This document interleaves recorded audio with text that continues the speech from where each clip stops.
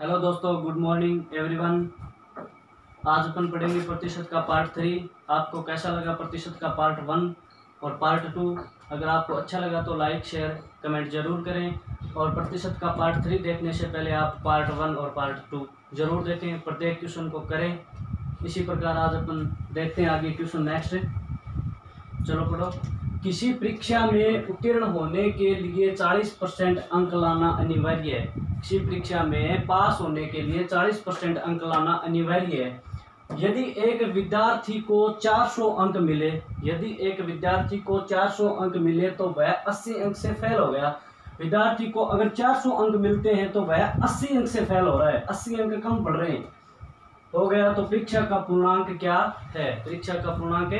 क्या है? चलो देखते हैं। किसी परीक्षा में उत्तीर्ण मतलब पास होने के लिए 40% अंक लाना अनिवार्य है। पास होने के लिए कितने परसेंट अंक लाना अनिवार्य है? 40%। ठीक है, 40% अंक लाना अनिवार्य है। यदि एक विद्यार्थी को 400 अंक मिले, कितने अंक मिले? 400 अंक मिले, तो वह 80 अंक से फेल हो गया। ये किसका आंकड़ा है? पास का आंकड़ा। अपन यहाँ फेल का आंकड़ा नहीं लिखेंगे क्योंकि वो कोई ज्यादा काम नहीं आएगा। ये किसका आंकड़ा है? पास का आंकड़ा है। ठीक है, अगर आप एक दिमाग लगाओ, अगर इस विद्यार्थी को अपन पास कर लें तो पास का आंकड़ा है, पास के बराबर पास लगा दे तो आंसर आ जाएगा। चलो ठीक है, 400 अंक मिले तो वह 80 अंक से फेल हो गया। अगर मैं 400 में 80 और जोड़ दूं तो ये विद्यार्थी क्या हो जाएगा? पास हो जाएगा। क्या हो जाएगा?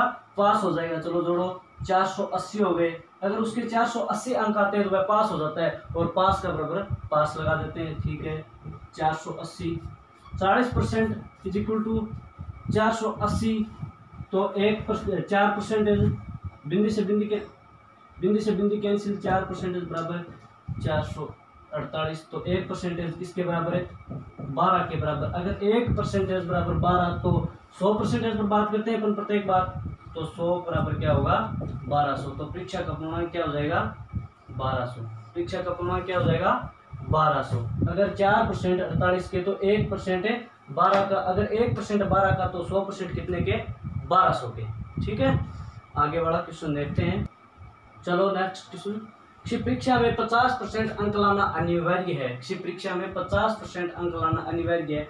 एक विद्यार्थी को 43% अंक मिले, 43% अंक मिले तो वह 42 अंक से फेल हो गया। अगर 43% अंक मिले तो वह 42 अंक से फेल हो गया, मतलब फेल का आंकड़ा हो गया। तो परीक्षा का पूर्णांक क्या होगा? चलो लिखो, पास का क्या है? किसी परीक्षा में 50% अंक लाना अनिवार्य है, मतलब पास हो रहा है। ठीक है, 50% है। और फेल है कितने से हो रहा है? 43% अंक आ रहे हैं, फिर क्या हो रहा है? फेल हो रहा है। ठीक है, इस प्रकार के क्वेश्चन में आपको मैं एक बात बता देता हूं, इधर लिख लो। हार जीत कम अधिक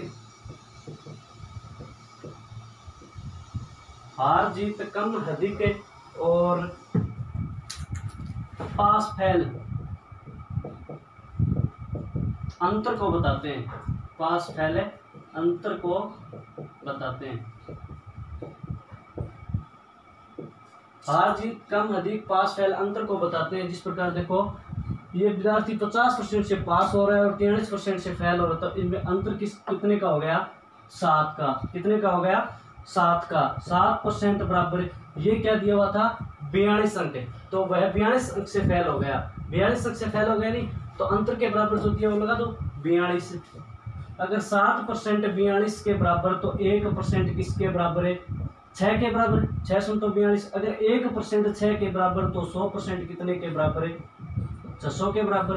तो परीक्षा का पूर्णांक क्या होगा? 600। परीक्षा का पूर्णांक क्या होगा? 600। एक बार दोबारा देखो, किसी परीक्षा में 50% अंक लाना अनिवार्य है और 43% अंक से फेल हो रहा है। अगर पास फेल हार जीत का जिक्र हो तो सवाल में अपन क्या कर लेते हैं? डिफरेंस देख लेते हैं, इनका अंतर देख लेते हैं। 7% अगर 42 के बराबर तो 1% 6 के बराबर, तो 100% किसके बराबर है? 600 के बराबर। प्रतिशत में 100 पर बात करते हैं। चलो, किसी परीक्षा में एक विद्यार्थी को 40% अंक मिले। किसी परीक्षा में एक विद्यार्थी को 40% अंक मिले तथा 20 अंकों से फेल हो गया। 20 अंकों से फेल हो गया उसी परीक्षा में एक अन्य विद्यार्थी को 48% अंक मिले और वह पास होने वाले न्यूनतम अंकों से 28 अंक अधिक लेकर आया, 28 अंक अधिक लेकर आया, तो परीक्षा का पूर्णांक क्या होगा। चलो दोबारा पढ़ो क्वेश्चन को। किसी परीक्षा में एक विद्यार्थी को 40% अंक मिले, एक विद्यार्थी को कितने परसेंट अंक मिले, 40%, और वह 20 अंकों से फेल हो गया, ठीक है। और एक अन्य विद्यार्थी को 48% अंक मिले, अन्य विद्यार्थी को कितने परसेंट अंक मिले, 48%। एक विद्यार्थी को तो 40% और एक विद्यार्थी को 48%। जिसको 40 मिले थे वो 20 अंकों से फेल हो रहा है, क्या हो रहा है, 20 अंकों से फेल हो रहा है, ठीक है। और जिसको 48% अंक मिले थे वो पास होकर भी क्या लेके आ रहा है, 28 अंक अधिक लेके आ रहा है, 28 अंक अधिक लेके आ रहा है। ये तो डिक्रीज हो रहा है, ये बढ़ रहा है, ठीक है। मैंने अभी बताया था पास फेल हार जीत वाले में अंतर को बताते हैं, पास फेल हार जीत कम अधिक। तो इसमें डिफरेंस देख लो, इसमें डिफरेंस कितने का, 8 का, इसमें डिफरेंस कितने का, 8% का, ठीक है। तो इनमें डिफरेंस और देख लो, 20 और 28 में, 20 और 28 में डिफरेंस कितने का है, अंतर कितने का है। अगर एक बात लिखो यहाँ, पहले 5 मिनट पहले और 5 मिनट बाद। 5 मिनट पहले मान लो कोई 5 मिनट पहले गया और 5 मिनट बाद में गया, तो इनमें अंतर 0 का नहीं होता है, पहले और बाद में अंतर 0 का नहीं होता है, इनमें अंतर कितने का होता है, 10 का होता है। क्योंकि एक जुड़ जाते हैं, दोनों में अंतर अधिक और कम का जिक्र हो तो दोनों का अंतर जुड़ जाता है। जिस प्रकार ये 20 कम लेके आ रहा है और ये 28 से अधिक लेके आ रहा है, तो इनका अंतर 48 होगा, इनका अंतर 48 होगा।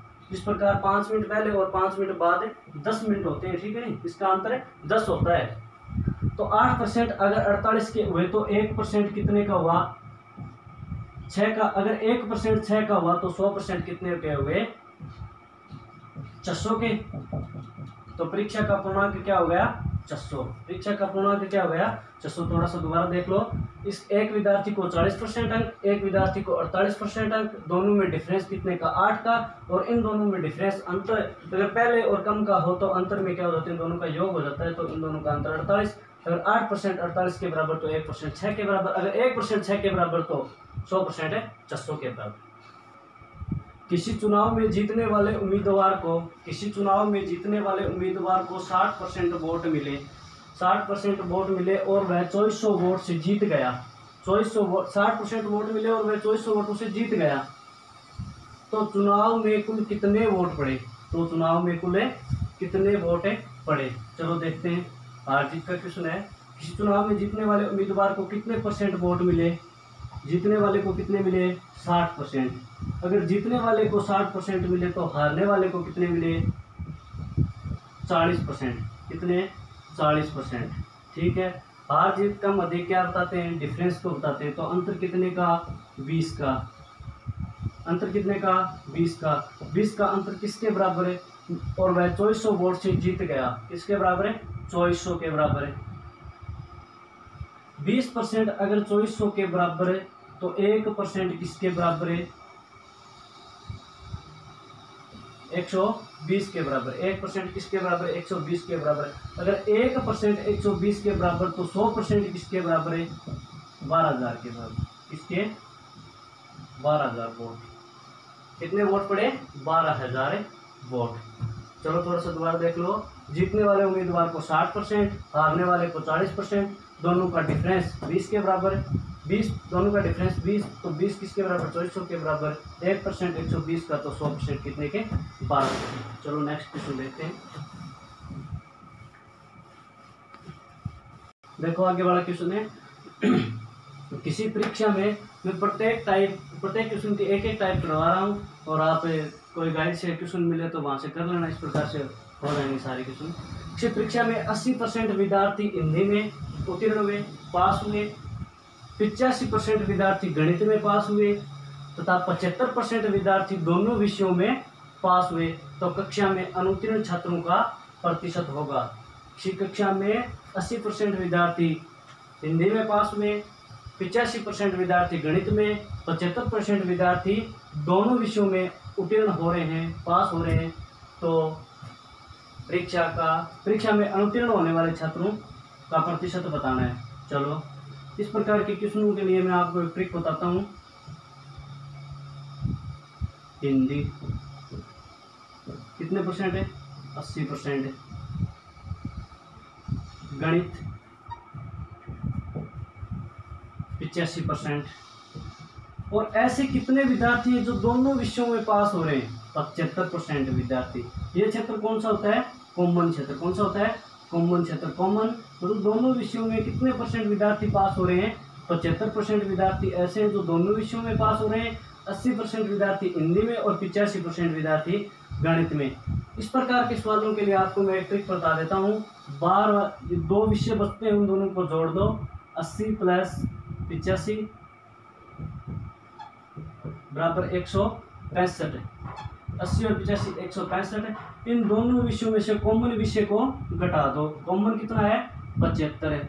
दोनों विषय पढ़ते हैं, 75% विद्यार्थी दोनों विषय पढ़ते हैं। दोनों विषयों को जोड़कर कॉमन वाला घटा देते हैं। 75% विद्यार्थी दोनों विषय पढ़ते हैं, तो कितने बच गए? 90% विद्यार्थी। ये तो किसका आंकड़ा है? ये तो है पास का। किसका है? 90% विद्यार्थी क्या हो रहे हैं? पास हो रहे हैं। अपन को पूछा किसका था? अनुत्तीर्ण का। अनुत्तीर्ण का मतलब क्या होता है? फेल का। फेल का आंकड़ा क्या होगा? अगर पास 90% हो रहे हैं तो फेल कितने परसेंट हो रहे हैं? 10%। अगर 90% विद्यार्थी पास हो रहे हैं तो फेल कितने परसेंट हो रहे हैं? 10%। तो अनुत्तीर्ण छात्रों का परसेंटेज कितना होगा? 10%। देखो इसमें कॉमन वाला क्षेत्र, इसमें याद रखनी है ट्रिक आपको, कॉमन वाला क्षेत्र घटाना है। ठीक है, कॉमन वाला क्षेत्र घटाना है हमेशा। चलो आगे देखते हैं क्वेश्चन को। बात है, अगर ये आंकड़ा किसका है? पास का। पास का था नहीं। और 85% भी किसका है? पास का। और 75% भी किसका है? पास का। इन तीनों की इकाई क्या होनी चाहिए? समान होनी चाहिए। अगर ये पास का है तो ये भी पास का, ये भी पास का। अगर ये फेल का है, ये फेल का है, ये भी फेल का। अगर मान के चलो ये फेल का दे दिया, ये दो तो पास के थे, और ये दे दिया कि 80% विद्यार्थी हिंदी में फेल हो रहे हैं, तो अपन यहाँ पास का आंकड़ा क्या लिखोगे? अगर 80% विद्यार्थी फेल हो रहे हैं तो पास कितने हो रहे हैं? 20%। 20% विद्यार्थी पास हो रहे, तो ये आंकड़ा किस में बदल गया? पास में। फिर इनको इस प्रकार कर लेंगे, इकाई सेम करनी है इसकी। ठीक है, आगे वाला क्वेश्चन देखते हैं। एक गांव की जनसंख्या 20,000 है। एक गांव की जनसंख्या 20,000 है। यदि प्रति वर्ष 10% उत्तरोत्तर वृद्धि हो, लगातार वृद्धि हो, तो 2 वर्ष बाद जनसंख्या क्या होगी? एक गांव की जनसंख्या 20,000 है। अगर 10% लगातार उत्तरोत्तर वृद्धि हो तो 2 वर्ष बाद गांव की जनसंख्या क्या होगी? चलो देखते हैं इस प्रकार के क्वेश्चन के लिए एक ट्रिक है। 100%। ये क्या बोल रहा है क्वेश्चन कि प्रति वर्ष 10% की वृद्धि हो। अगर 100 में 10% की वृद्धि करेंगे तो कहाँ पहुंचे अपने? 110 पर। कहाँ पहुंचे? 110 पर। अगर 100 में 10% की वृद्धि होती है तो 110 पर पहुंचते हैं। ठीक है, अगर 110% में 10% की वृद्धि करते हैं तो आप 120 मत कर देना। 120 नहीं होगा, 110 का 10% है, फिर निकालना होता है। खाली ये 100 पर ही लागू होता है। 100 में अगर 10% की वृद्धि तो 110, 20% की वृद्धि तो 120, 30 की वृद्धि तो 130, अगर 100 में 10% की कमी तो 90, अगर 100 में 20% की कमी तो 80। 100 पर सीधा लागू होता है, बाकी नहीं होता है। ठीक है, एक गांव की जनसंख्या 20,000 है। यदि प्रति वर्ष 10% है उत्तरोत्तर वृद्धि हो तो 2 वर्ष बाद गांव की जनसंख्या क्या होगी? अगर 100 में 10% की वृद्धि हुई तो कहाँ पहुंचे पाए? 110 पर। गांव की जनसंख्या कितनी है? 20,000। गांव की जनसंख्या कितनी है? 20,000। ठीक है, गुणा 110/100 गुणा 110/100। देखो मैं बताता हूँ आपको किस प्रकार किया। 20,000 निकली। ठीक है, अगर 100 से अपन 110 पर पहुंचे और क्वेश्चन क्या बोल रहा है कि 2 वर्ष बाद, अगर क्वेश्चन में बाद का जिक्र किया हुआ हो तो अपन 110 को क्या ले लेते हैं? ऊपर है, बाद वाली संख्या, पहले वाली संख्या तो ये होगी, बाद वाली ये होगी। अगर क्वेश्चन में बाद का बोला गया है 2 साल बाद में, तो अपन 100 बाद वाली संख्या 110 है, 110 को ऊपर ले लेते हैं, 100 को नीचे ले लेते हैं। और 2 बार बोला जाए तो 2 बार गुणा कर देते हैं, 3 बार बोला जाए तो 3 बार गुणा कर देते हैं, 4 बार बोला जाए तो 4 बार गुणा कर देते हैं, परंतु ये ध्यान रखना है आपको, अगर बाद वाला बोला गया तो बाद वाली संख्या ऊपर और पहले वाले क्वेश्चन अपन आगे करेंगे फिर देख लेना। तो 11 और इनको मल्टीप्लाई करेंगे तो आंसर क्या आ जाएगा 24,200। गांव की जनसंख्या क्या हो जाएगी 24,200। अगर क्वेश्चन में बाद का जिक्र किया हुआ हो तो 100 से अपन कहाँ पहुंचे 110 पर, 110 को ऊपर रखेंगे 100 का भाग देंगे। ठीक है, चलो। एक गांव की जनसंख्या 72,900 है। यदि प्रति वर्ष 10% कमी हो तो 3 वर्ष पहले जनसंख्या क्या थी। एक गांव की जनसंख्या 72,900 है, अगर 10% की कमी हो, अगर 10% की कमी हो तो 3 साल पहले जनसंख्या क्या थी, 3 साल पहले जनसंख्या क्या थी। पहले वाले क्वेश्चन में देखा होगा आपने, अगर 10% की कमी हो रही है, 100 पर 10% की कमी हो रही है तो अपन कहाँ पहुँचे 90 पर, कहाँ पहुँचे 90 पर। ठीक है, 3 वर्ष पहले का जिक्र हो रहा है। ठीक है, 72,900 गुणा, अब अपन 90 ऊपर लगाएंगे या 100 ऊपर लगाएंगे। क्वेश्चन में क्या बोला है 3 वर्ष पहले वाली संख्या क्या है ये 100, तो 100 को क्या करेंगे ऊपर रखेंगे और 90 को क्या करेंगे भाग में रखेंगे। क्यों कि अगर पहले का जिक्र किया हुआ तो पहले वाली संख्या ऊपर, अगर बाद का जिक्र किया हो तो बाद वाली संख्या ऊपर रखते हैं। कितनी बार पूछा गया है 3 वर्ष पहले, 100/90 गुणा 100/90।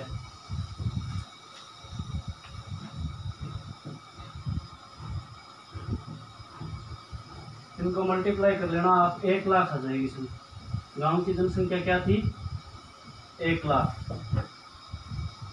3 वर्ष पहले गांव की जनसंख्या क्या थी 1 लाख, और आज कितनी बता रहा है 72,900।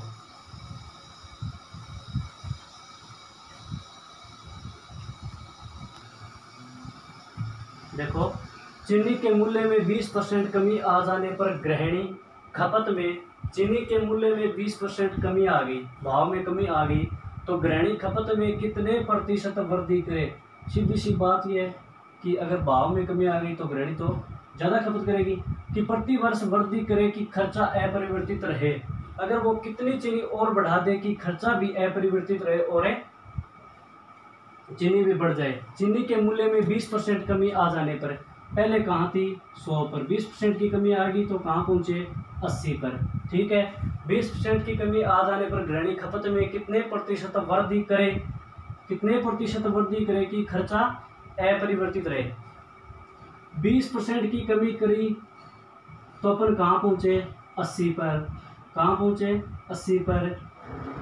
प्रतिशत में लेके आना है गुणा 100, इनको कैंसिल करोगे तो क्या आ जाएगा 25%।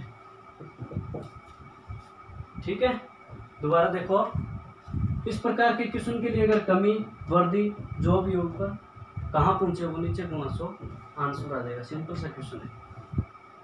देखो, चीनी के मूल्य में 10% वृद्धि आ जाने पर, चीनी के मूल्य में 10% वृद्धि आ जाने पर गृहिणी खपत में कितने प्रतिशत वृद्धि करे कि खर्चा अपरिवर्तित रहे। चीनी के मूल्य में कितने प्रतिशत वृद्धि, 100 से अपन 10% की वृद्धि करी तो कहाँ पहुँचे 110 पर, कहाँ पहुँचे 110 पर। 110% वृद्धि आ जाने पर गृहिणी खपत तो जानते हैं खर्चा करना, खपत में कितने प्रतिशत कमी करे। अगर भाव अधिक हो गए तो कमी करनी पड़ेगी, कितने प्रतिशत कमी करे कि खर्चा अपरिवर्तित रहे, खर्चा पहले था उतना ही रहे। 100 पर 110 की वृद्धि करी तो कहाँ पहुँचे अपन 100 पर 10 की वृद्धि करी, 100 पर 10 की वृद्धि करी तो अपन कहाँ पहुँचे 110 पर गुणा 100।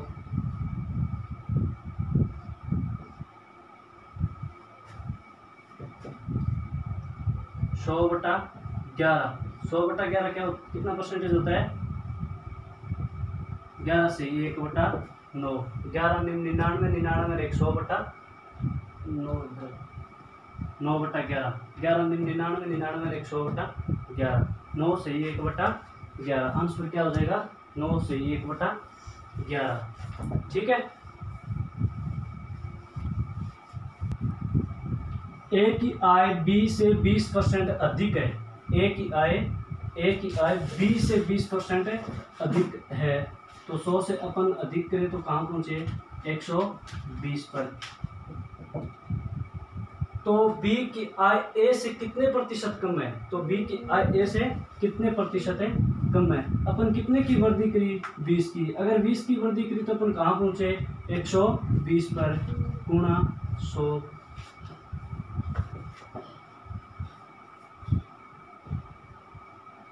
तो क्या आ गया ये 50/3, 50/3 होता है 16 सही 2/3%, 16 सही 2/3%। ठीक है दोस्तों, ठीक है दोस्तों, आज के लिए अपन इतना ही करते हैं। आगे क्वेश्चन कहाँ तक हो गए 20%। इसी प्रकार अगर ए बी सी 3 हो तो किस प्रकार होगा अपन नेक्स्ट कल करेंगे। इसलिए तब तक आप प्रतिशत पार्ट 3 जरूर देखें।